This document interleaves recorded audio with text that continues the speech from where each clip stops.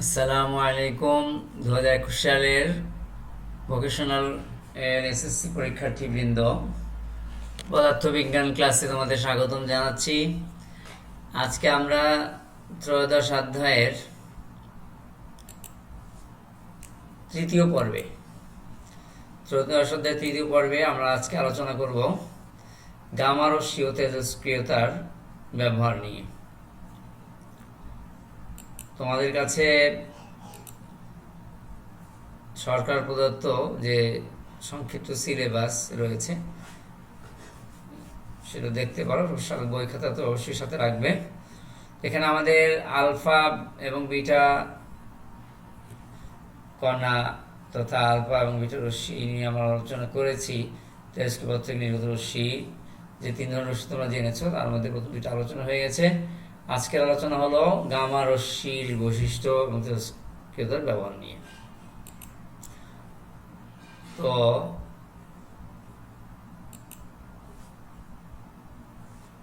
চলো তাহলে আমরা আমাদের বইয়ে ফিরে যাই।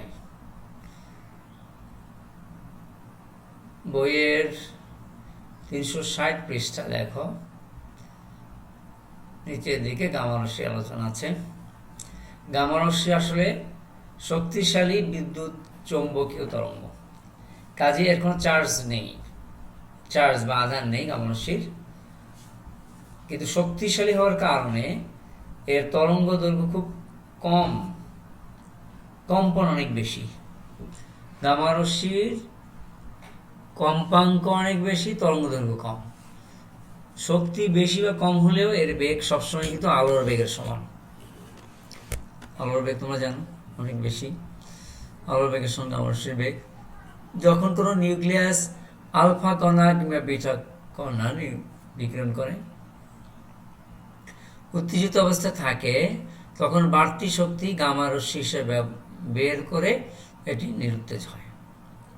গামা রশ্মি চার্জহীন এবং ভরহীন, তাই এর বিকিরণে নিউক্লিয়াসের পারমাণবিক সংখ্যা কিংবা নিউক্লিয়ন সংখ্যার পরিবর্তন হয় না। অর্থাৎ গামা রশ্মি যখন নিঃসরণ হয়, তখন কোনো পদার্থের অণুর ভিতরের নিউক্লিয়াসের মধ্যে যে প্রোটন এবং নিউট্রন থাকে, তার কোনো সংখ্যার পরিবর্তন হয় না, যার ফলে এর পারমাণবিক সংখ্যা বা নিউক্লিয়ন সংখ্যা ভর সংখ্যা পরিবর্তন হয় না।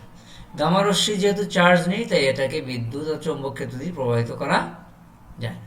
চার্জ না থাকার কারণে এটি অণুপরমাণুকে সরাসরি আনিত করতে না পারলেও অন্যান্য প্রক্রিয়ায় সেই ইলেকট্রন অণুপরমাণুকে আয়নিত করতে পারে। সেখান থেকে গামা রশ্মির অস্তিত্ব বোঝা যায়। আলফা কিংবা বিটা কণার সমান শক্তিসম্পন্ন গামা রশ্মিকে থামাতে কয়েক সেন্টিমিটার সীসার পুরু পাতের দরকার হয়। তাহলে দেখো, আলফা কিন্তু বিটা কণার সমান শক্তি, অর্থাৎ আলফা, তোমরা জানো আলফা রশ্মিকে আলফা কণা বলা চেয়েছেন, যেহেতু এই রশ্মিগুলি প্রকৃতপক্ষে দেখতে রশ্মির মতো মনে হলে এটা কিন্তু তোমরা জেনেছো, এখানে নিউক্লিয়াস থেকে কণা বের হয়, তাই না? বিটা হচ্ছে ইলেকট্রন কণা, আর আলফা হচ্ছে হিলিয়াম নিউক্লিয়াসের কণা, অর্থাৎ দুইটি প্রোটন দুইটি নিউট্রন।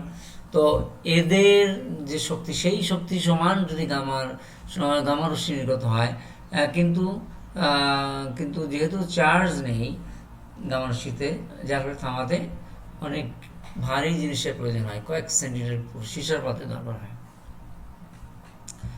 তো গামা রশ্মির বৈশিষ্ট্য সম্পর্কে আমরা জানলাম। তো এখন আমরা একটু আলোচনা করি তেজস্ক্রিয়তার ব্যবহারের বিস্তৃত আলোচনার আগে আরেকটা কথা আমরা আলোচনা করি, এটাও তেজস্ক্রিয়তার ব্যবহার সংশ্লিষ্টই।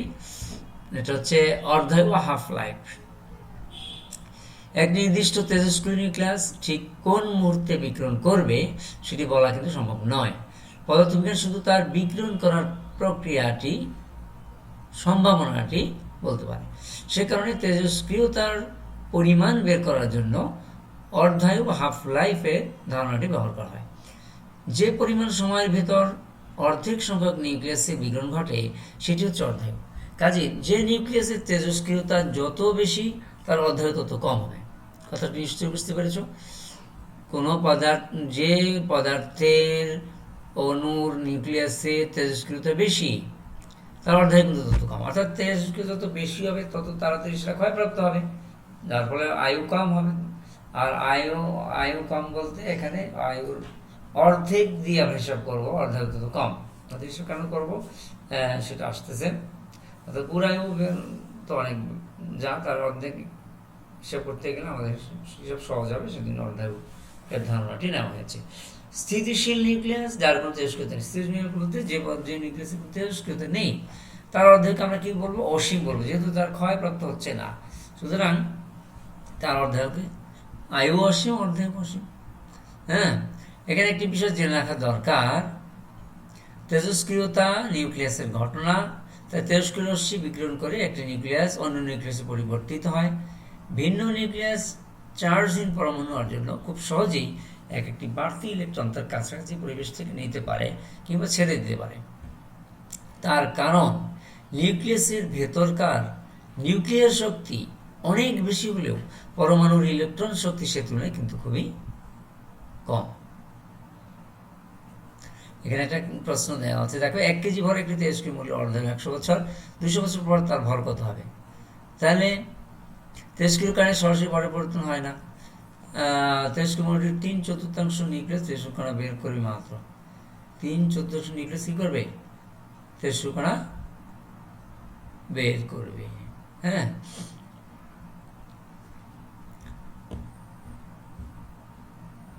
তো এবার আসলে তেজস্ক্রিয়তার ব্যবহার।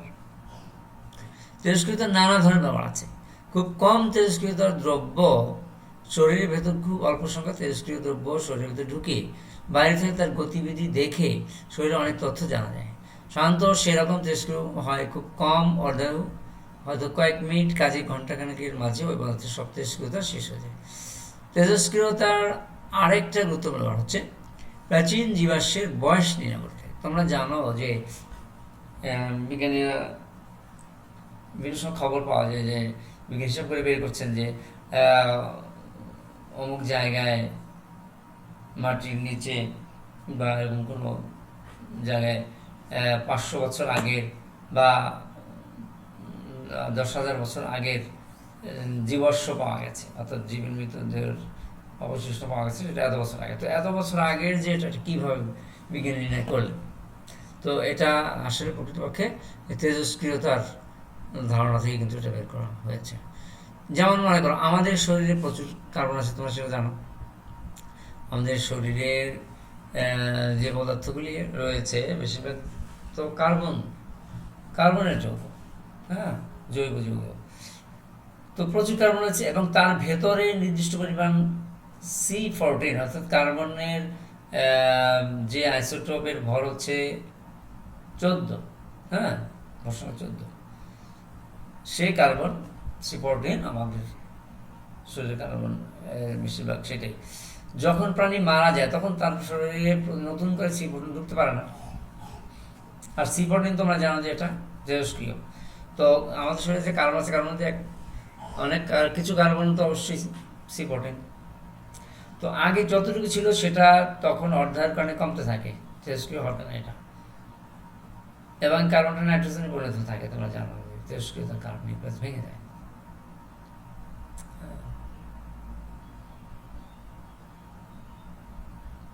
তো কাজে যতটুকু C14 থাকা স্বাভাবিক এবং কতটুকু কমে গেছে সেটা থেকে সেই প্রাণী কত প্রাচীন তা নিখুঁত বের করা যায়। তেজস্ক্রিয় কণা শরীরের কোষের ক্ষতি করতে পারে, সেজন্য নানা ধরনের সতর্কতা অবলম্বন করা হয়। আবার শরীরের ক্ষতিকর কোষ ধ্বংস করার জন্য এই তেজস্ক্রিয়তা ব্যবহার করা যায়।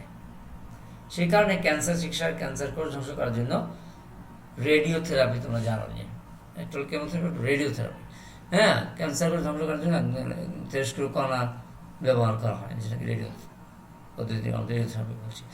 এছাড়া যন্ত্রপাতি জীবাণুমুক্ত করতে, আগুনে ধোঁয়ার উপস্থিতি নির্ণয় কিংবা খনিজ পদার্থে বিভিন্ন ধরনের ধাতুর পরিমাণ নির্ণয় তেজস্ক্রিয় ব্যবহার করা হয়েছে।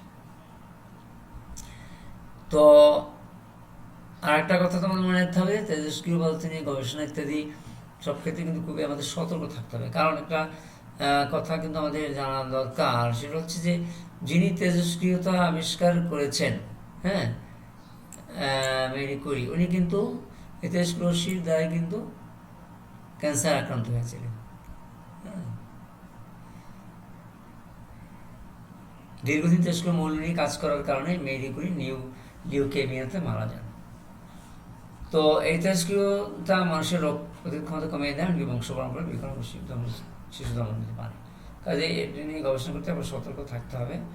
তো প্রিয় শিক্ষার্থীবৃন্দ, আজকে আমরা তাহলে জানলাম গামারসি বৈশিষ্ট্য অধ্যায় এবং তেজস্ক্রিয়তার যে পদার্থের ব্যবহার নিয়ে আমরা জানলাম। তো ইনশাল্লাহ বাড়িতে আরও ভালো করে পড়বে। ভালো থাকো, সুস্থ থাকো। আমাদের আরও আবার ধন্যবাদ জানিয়ে আজকের মতো আমাদের ক্লাস শেষ করছি। আল্লাহ হাফিজ।